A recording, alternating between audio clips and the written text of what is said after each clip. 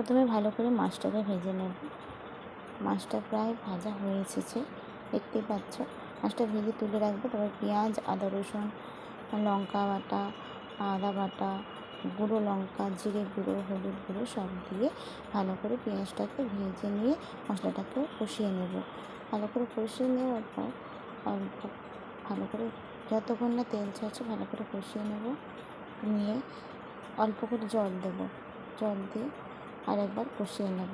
ঠিক আছে? ভালো করে মশলাটা মিশে গেলে, ফুটে গেলে সেই মাছ কটা দিয়ে দেবো। অল্প জলটা দেবো, দিয়ে ফুটে গেলে মাছটা দিয়ে দেবো একে একে। আর